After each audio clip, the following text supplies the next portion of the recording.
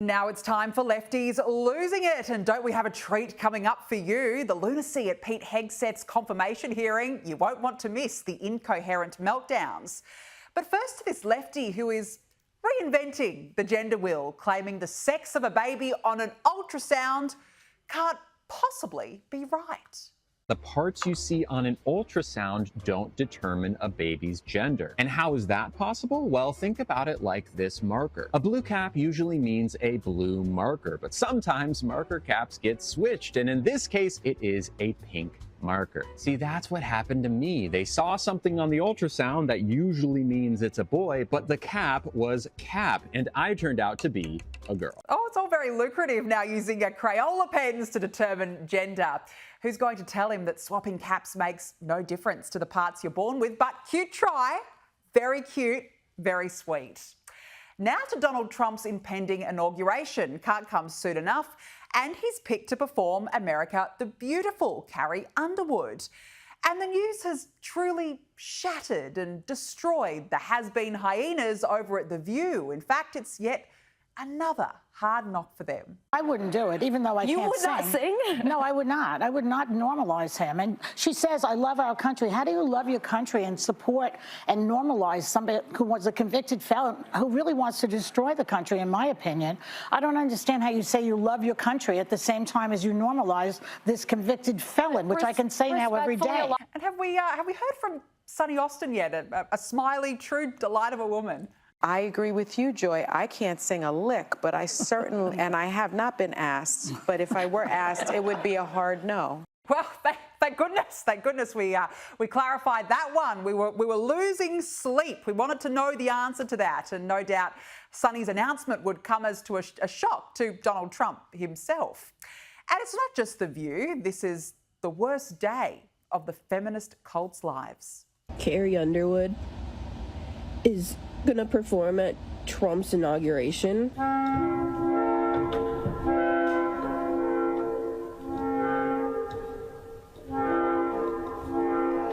Now to Gavin Newsom, the hapless and hopeless California governor who is really living up to his name as a slimy used car salesman.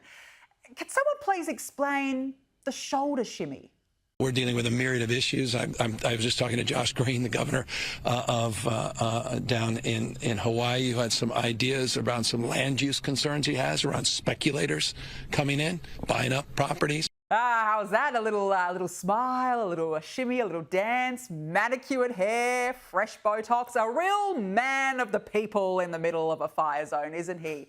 And here he is again, showing just how personable he is. My humble position, and it's not just being naively optimistic, that only reinforces the imperative moving quickly, doing in the spirit of collaboration and cooperation. He's overstimulated, perhaps taking California dreaming way too far. And never mind Gavin Newsom's failures to prepare the state for fires, because you can always trust Whoopi Goldberg to give the best possible explanation. Here's how this works. There was a fire catastrophe in California. Had to do with winds. You know how they're always saying, oh, the wind. It actually does. The winds move things and sparks move things. And it doesn't matter how much water you have if 900,000 buildings go up at the same time. Wow, how was that? It is good to know that Whoopi is such an expert on wind. And speaking of loony explanations, I want to take a minute to talk about looting, because I think it's worth considering why people would run into an active fire to steal stuff rather than fleeing the fire. And it seems like in the media coverage that I'm listening to that people think that people are just like greedy who want to be looting. And I'm just wondering if maybe these people have actually considered whether it is safer for them to run into a fire or to continue to exist within capitalism without access to resources. And after weighing the pros and cons, they concluded that the safer option is to run into the fire to steal stuff. Yes, that absolutely makes total sense. Total sense, doesn't it? Now to Pete Hegseth being hounded by bitter banshees at a Senate committee. And I've got to say, this basically just sums it up. Yes, Are you willing to support our veterans organizations that will help our veterans get every damn thing that they deserve because they signed on the dotted line? Says it all, isn't it? But, you know, look, it wouldn't be a Lefties losing it without actually taking you through the Lefties losing it. So let's start with Elizabeth Warren, the delightful Elizabeth Warren, banging and carrying on. In other words, you're quite sure that every general who serves should not go directly into the defense industry for 10 years. You're not willing to make that same pledge? I'm not a general, Senator. Uh-oh, the gotcha didn't quite work there. And the yelling theatrical sideshow didn't end there. In the DOD, everything you've said in these public statements is politics. I don't want women. I don't want moms. What's wrong with a mom, by the way? Once you have babies, you therefore are no longer able to be lethal. I mean, you're basically saying women, after they have children, can't ever serve in the military in a combat role. It's a silly thing to say. It's a silly thing to say, beneath the position that you are aspiring to. To denigrate LGBTQ service members is a mistake. If you are a sharpshooter, you're as lethal regardless of what your gender identity is, regardless of who you love. And it just doesn't end there. It didn't end there because cue what appeared to be a drunk and incoherent Mazie Hirono from Hawaii. Would you use our military to take over Greenland or an ally of Denmark? Senator, one of the things that President Trump is so good at is never strategically tipping his hand. And so I would never in this public forum give one way or another direct what orders the president would give me in any context. That sounds to me that you would contemplate carrying out such an order to basically invade Greenland and take over the Panama Canal. Yes, they really brought the big ones out from Hawaii for this one, didn't they? And then the Democrats' tragic attempt at a gotcha moment backfired yet again. Can you give me an experience or your actual experience of driving innovation in an organization? Give me an example of where you have done that. Oh my goodness, Senator, absolutely. At Concerned Veterans for America, we created the Fixing Veterans Healthcare Task Force, a bipartisan task force that never been done before, to create policy, to drive policy change on Capitol Hill that organizations fought ferociously against. We got the VA Accountability Act passed and the Mission Act passed in a way that a nonprofit of our size, veterans organization, has never done. And that's testified in all the letters that we put forward to the committee, which are on the record. I have limited time. Joining me now with plenty more Lefties losing it content is Newsweek Deputy Opinion Editor Bhatia Ungasagan. Bhatia, thank you so much for joining me. Let's start with that brilliant performance by Pete Hegseth at the Senate confirmation hearing. Not only did he have to battle with lunatic congressmen and women, the hearing was interrupted multiple times by protesters. Have a look at this. Thank you for figuratively and literally having my back. You are a misogynist. Not only that, you are a Christian Zionist and support the war in Gaza. And readiness.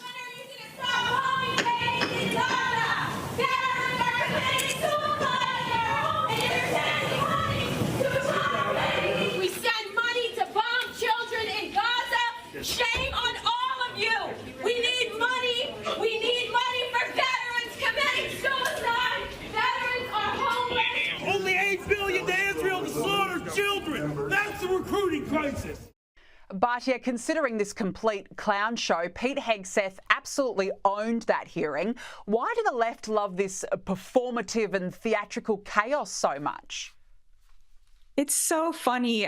You know, all of these people who are angry about a policy that he would have no power over or control over if he was confirmed as head of DOD, just completely irrelevant. And you're so right about the performativity of it. I believe many of those protesters were from Code Pink, which just shows up and says the same stuff over and over, irregardless of, you know, what the event is. He really handled himself very well. I thought he was very respectful, including to the Democratic senators, some of whom were very aggressive in their questioning of him.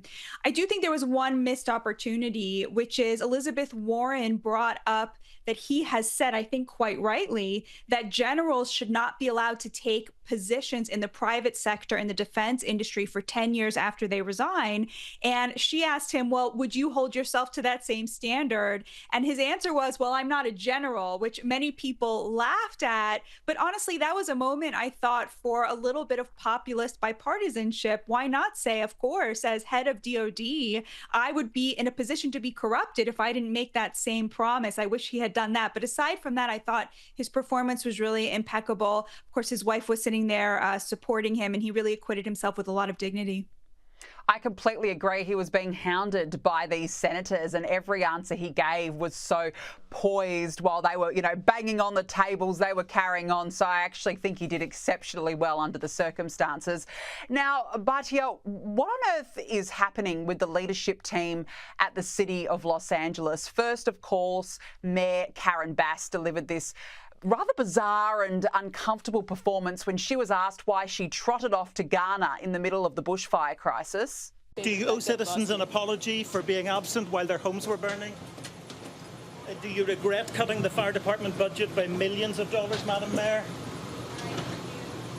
Have you nothing to say today? Have you absolutely nothing to say to the citizens today? Elon Musk says that you're utterly incompetent. Are you considering your position? Madam Mayor, have you absolutely nothing to say to the citizens today who are dealing with this disaster? And now we find out that her deputy mayor, Brian Williams, was reportedly placed on administrative leave last month after the FBI raided his home in connection to an alleged bomb threat he made against City Hall. Bhatia, this guy was overseeing the LA Fire Department. How on earth are these people running the city? You know what's so amazing to me is that the rank and file firefighters have been able to perform an almost inhuman level of competence, saving hundreds and thousands of people's lives at a time when this insane act of God has burned so much of Los Angeles, and yet the leadership is so utterly incompetent.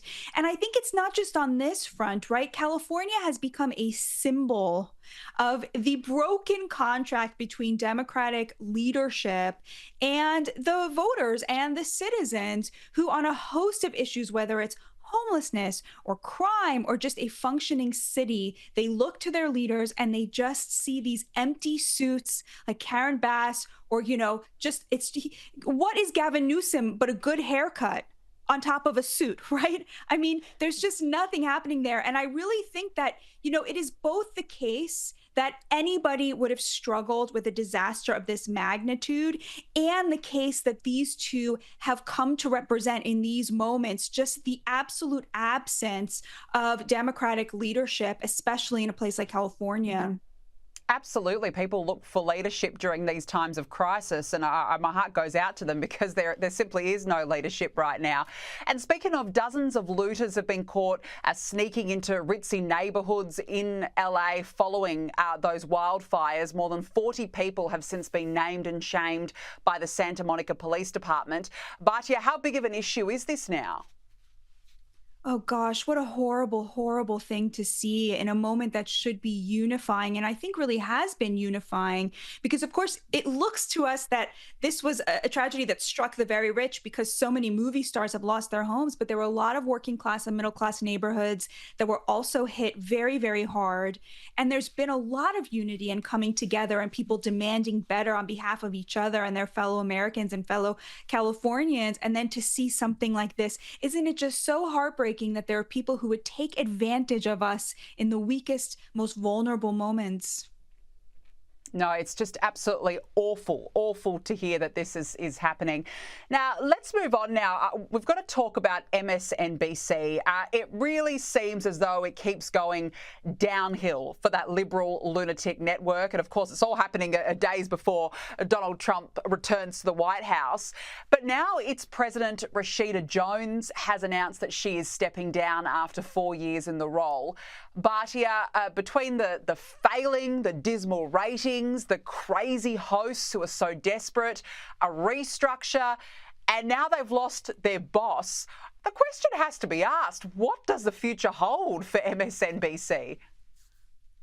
I have to tell you, MSNBC, getting rid of its boss, Mark Zuckerberg, out there with the mea culpas, it really makes me sick to my stomach because they are out there pretending like they did not intentionally try to turn half of the country against the other half just because they failed. Now suddenly they're saying we're going to turn over a new leaf.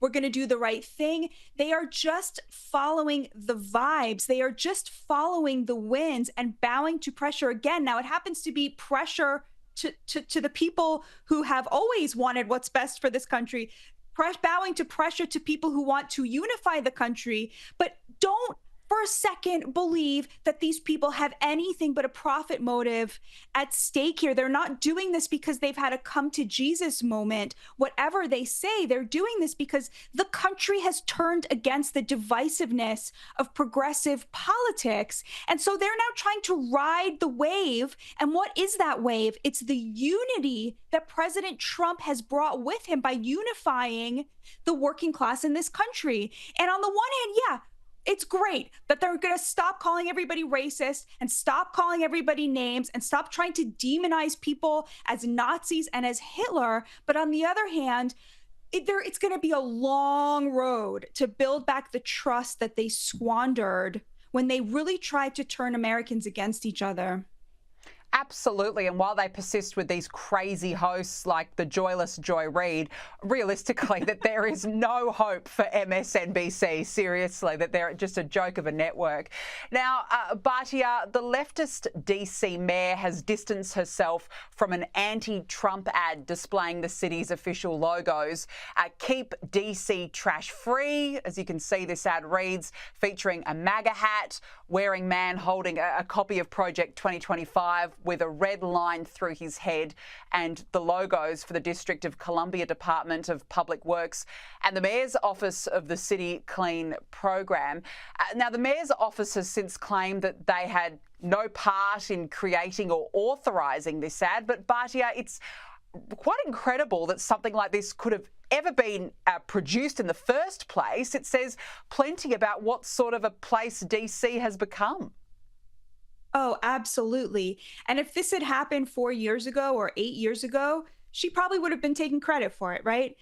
This is how you see that we're really in a new moment, and I'm so grateful for it. You do see people on the left trying to distance themselves from just the absolutely toxic rhetoric around Donald Trump over the last decade. I think they've been really chastened by their voters, and there are people who want to say, okay, how can we make our way back to the center? How can we once again represent working class voters? Whether they want to hear the answer to that question is a very different story.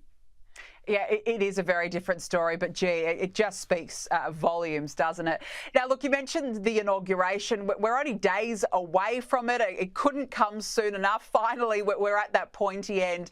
But I've got to ask you about these reports that Elon Musk, Jeff Bezos and Mark Zuckerberg will all be in attendance with a prominent spot at that ceremony. But, I mean, these tech CEOs, they've always really been rivals, but now they're all on the same side in a way. What does that suggest in your view? All right, I may be reading too much into this, but to me, this actually looks like a little bit of a downgrading of Elon Musk, who has, of course, been Donald Trump's, number two since he won the election. He's in every photo. He's next to him at Mar-a-Lago all the time. But at the inauguration, he's going to be seated along with every other tech titan who paid $1 million toward Trump's transition team. And I have to say, I feel relieved to see that because, of course, you have all of these people now bending the knee to Trump, trying to ingratiate themselves, people like Jeff Bezos and Zuckerberg, who were so anti-Trump for so long. But I am glad to see Elon Musk put back in his place. That is where he belongs. He has a very close relationship with China, like everybody in Silicon Valley is constantly bending the knee to China and to China's demands. And so I feel a little bit relieved to see him put back in the company of those others so that Donald Trump can make good on his promises to the American people in his real America First push on issues like immigration, which of course the MAGA movement and Elon Musk have been at loggerheads over, and also punishing China for all of the ways in which it continues to be our greatest adversary. That's a really good point. It's certainly putting them back in their place, that's for sure. Now, look, let's talk about TikTok, because there have been reports that Chinese officials were in preliminary talks about a potential option to sell TikTok's operations in the US to Elon Musk, should the app be unable to avoid an impending ban over there. TikTok has since dismissed that. Bhatia, what do you think could happen here? It's very interesting to me because there are over 170 million users in the US alone, many of whom have built platforms and businesses. They're making money now from this app. It's so popular. If Elon Musk doesn't step in and buy it, is it really the end in the US? I think it might be. The Chinese have indicated that they would rather completely delete the app than sell it. I think it's very interesting if it does go to Elon Musk, what that says again about his relationship with China, because they would rather delete the app than allow an American to buy it, except Elon Musk, right? Which tells you a lot about that relationship with the CCP. But okay, they're denying it for now. They're not known for telling the truth. I do think that it could happen that TikTok will simply disappear from our phones. It presents a major national security risk. The Chinese are constantly stealing data off of people's phones. It's also very unhealthy for children. We know that there are kids who committed suicide because the algorithm on TikTok led them down that dark road. And most importantly, the Chinese don't allow their own children to use this, which tells you a lot about how they think it impacts children. They have their own Chinese version, which is incredibly educational and very boring. Apparently, it's impossible to stay on it for more than 20 minutes without getting bored out of your mind and shutting out of it. So I think it could either sell it to an American or get rid of it. Selling it to Elon Musk is like allowing the Chinese to keep operating it, in my opinion. Yeah, look, fair enough. I'll be very curious. I know there's a lot of TikTok users over the US who are crying over this decision, but yeah, it remains to be seen, doesn't it? Now, before we let you go, there's a lot of conversation surrounding a ceasefire deal between Israel and Hamas. But yeah, how would something like this benefit Israel? So Israelis are very divided on this because they feel that the deal it's very complicated. On the one hand, they're going to get back 33 hostages. Not all of them are alive, but they will get back all of the remaining women, including the women soldiers who were horrifically captured by Hamas. So this is obviously a huge win. On the other hand, they feel that they will not be allowed to continue prosecuting the war to the fullest extent. I think this is a great deal. I think Donald Trump knew exactly what he was doing when he put Steve Witkoff in charge of this. Steve Witkoff, who showed up and said to Bibi Netanyahu, we're going to do this President Trump's way, and he wants those hostages released. And so you're going to have to say hello. And then Steve Witkoff went to Qatar, where he has a really good relationship with the Qataris and managed to get Hamas to the table. So I think, first of all, it's a great deal to see those girls home in the arms of their fathers and mothers. I cannot wait for the moment. I don't think Donald Trump is going to allow Israel to be in a weak position vis-a-vis Hamas. I think that he will reward them for doing this. And I think that this is an example of what we can expect from Donald Trump's foreign policy more broadly. He is the deal maker. He knows how to make the Middle East do what he thinks it should do. My friend Zed Jelani says Donald Trump is kind of like a Gulf Arab, you know? He sends his son-in-law and his, Orthodox Jews and, rich developers to go over there and push his interests and get a good deal. And, that's what he did. And he's not even president yet. There was one of the Arab officials in Doha gave an interview and he said Donald Trump, through Steve Witkoff, got more done in one conversation with Netanyahu than Biden did in the 2 years since October 7th. And I think that just speaks volumes. Thank God, Baruch Hashem, we are in a new era. And I truly hope that, all of those people come home, that the families whose hostages, family members who are hostages are dead, get their bodies so they can give them a proper burial. And this should never, ever happen again. Yeah, we all hope and pray for the same. Bhatia Ungar-Sargon, always really great to speak with you. Thank you so much for joining us on the show this evening.